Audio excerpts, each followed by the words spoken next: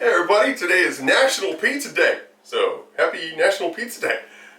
Today we're going to make a traditional pizza and we are going to get stupid with the second pizza, so come on.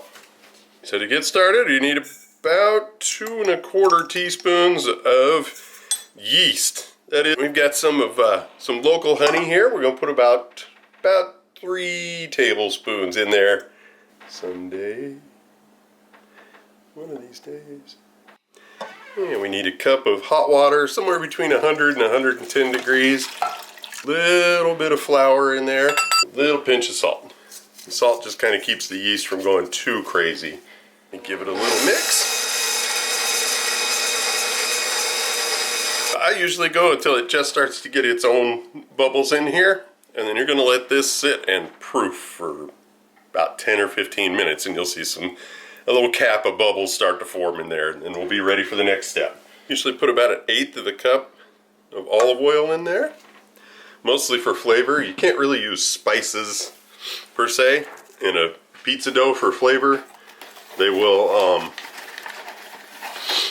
not help. The little spices actually cut the bubbles, so you'll end up with a much more dense dough. Now I put about 2 1/2 cups of flour. Do it little by little. Do it little segments. That way you can really kind of control the texture that you get. But I usually start with about 2 cups. And I'm using bread flour for this one. You can use regular all-purpose if you want. That works too. The bread flour just has a little bit more gluten in it, so it can be a little more stretchy.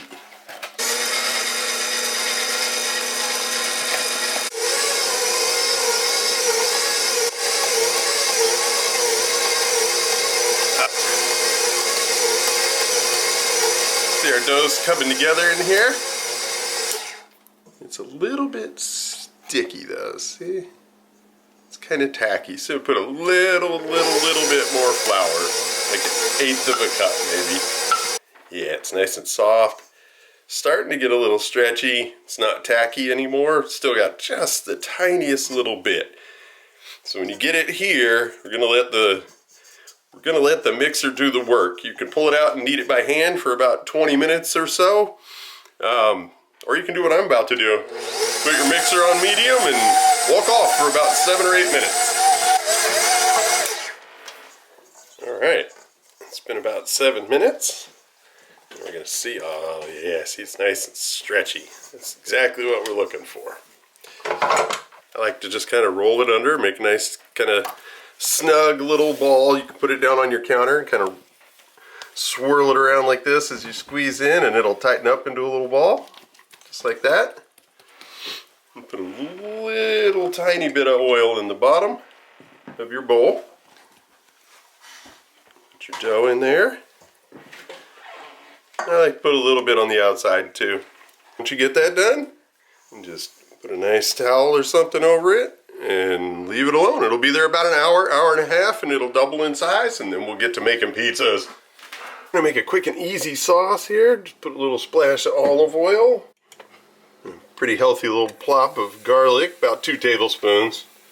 Be very careful with garlic, don't let it go too long because it will burn and it is bitter. And we're just going to put 1 large can of tomato sauce in here. And we're going to put about 1 tablespoon of Italian seasoning in there. The good stuff, of course. I'm going to give this a little stir. Get it all incorporated, and we're going to let this sit on low while the dough is rising. Don't leave it up very high because it does bubble and you'll come back and you'll have a mess. Been there, done that more than once. It's been a little bit less than an hour and the dough has definitely doubled in size. So we are going to get that out of there. We're going to put down a little bit of flour so we have somewhere to work where it won't stick. Oven is preheating and it's got the pizza stone in it, so it is ready to go as well. And we're going to put the 1/2 back in the bowl with the towel back over it while we work on the first pizza. Alright, yeah, I like to do it by hand rather than the traditional that you see, because the ceiling's only about 2 feet above my head, so there isn't any, it's not ever going to work. Not in a regular house, probably won't work in your house either. So I start out by making a little, almost like a little steering wheel, or a little ring. Just kind of work your way around. Just going to use your fingers and push it out into shape. If you see it getting thinner, like here in the center, you work some back in there. And just be careful not to put too much pressure right there. You will tear through it. You can get it as thin as you want. Definitely go thinner than you think, because this is going to cook and puff up in the oven. You can also put a little bit of flour on a rolling pin if you want it super, super thin. Just kind of work it out into the general pizza shape.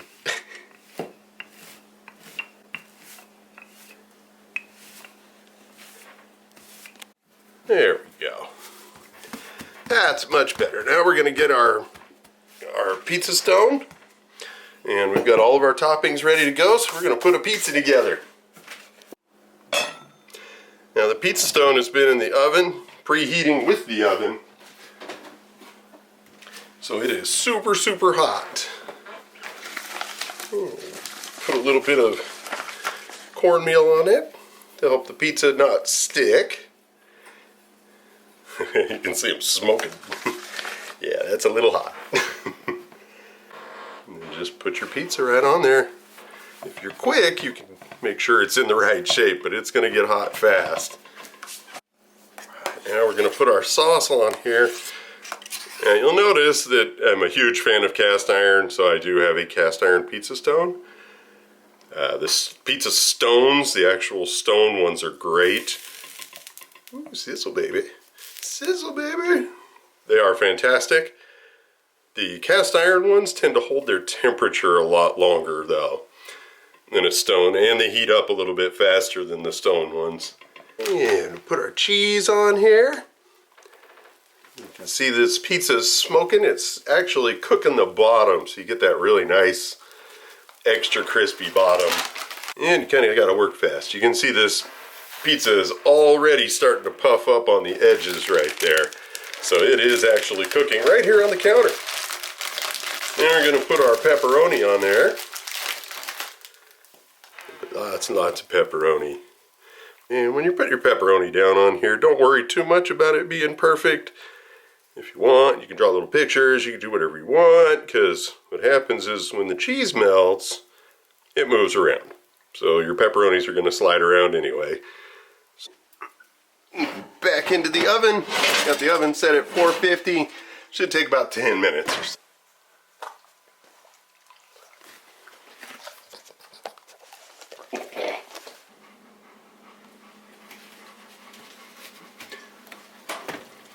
Check our pizza. Oh yeah. Look at that. Get in here and cut this. Oh, the dough, because the cast iron is real soft on the edges. You can hear how crunchy it is on the bottom. There we go. Add a little crushed red pepper. And a little Parmesan. Happy National Pizza Day, everybody.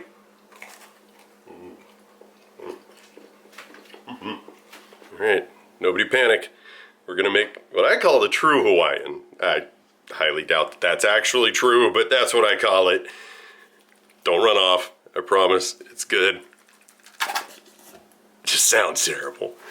But we are going to fry this up, and we're going to use it as one of our pizza toppings. Okay, that should be enough for the top of our pizza. Yeah, I promised we were going to get stupid, and stupid we shall get. I'm going to heat up a little bit of olive oil here. And for our true Hawaiian, we have to make sure we've got all of our ingredients, our quality ingredients here.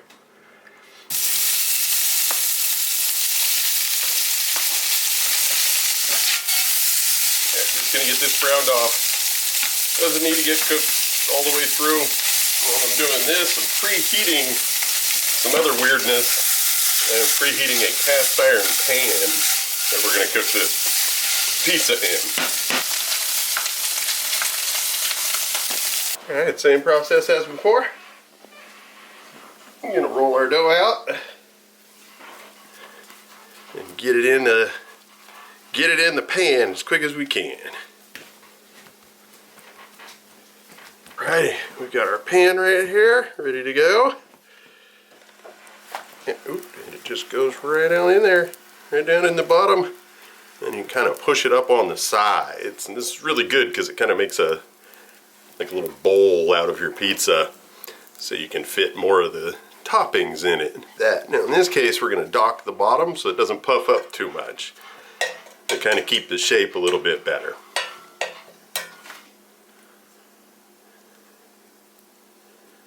Half of our cheese, so maybe a cup of cheese.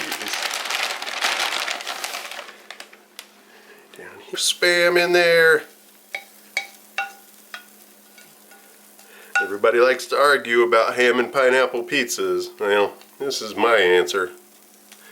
This is how you do it. Can't call it a Hawaiian pizza unless you got Spam on it, right? Spam gets a bad rap, but it's actually all of the good things in food. It's salty, it's fatty, it's cheap, it will fill you right up. It's good for snacks. As you can see, it's good for other purposes. I mean, my purposes in the kitchen tend to be a little nefarious, but you know, it's going to be so good. That pineapple is going to caramelize inside the oven. All right, now we've got fatty, we've got salty, we've got sweet. So now what we need is a little bit of heat. So we're going to throw on some jalapeno peppers on here. Some pickled jalapenos. Because if you haven't had jalapenos and pineapple together, you are missing out. Cover this up with the last of our cheese here a little bit. Not too much. Still kind of want to be able to see it after it melts down in there. And then one last little bit of insanity. I did say I was going to get stupid, so that's what I'm going to do. Just a nice little spiral of some sweet and spicy barbecue sauce up on top of that. And this is going to go back in the oven for about 10 minutes or so. And then it'll be time to eat.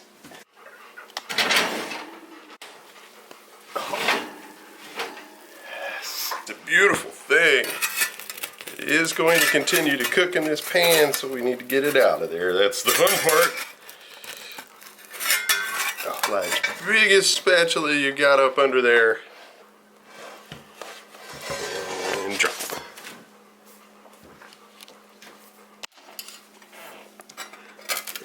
Yeah, we're gonna cut up the true Hawaiian. Again, just the name I made up. Although, I don't think too many people turn this pizza down. Even people that don't like ham and pineapple on pizza. You don't like Hawaiian pizzas? This is for you. There we go.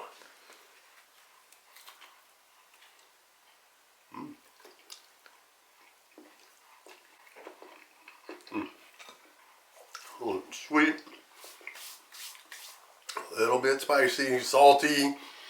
It's smoky from the barbecue sauce. Got everything you want in a pizza. It's all right there. Super delicious. You really need to try it. And again, happy National Pizza Day.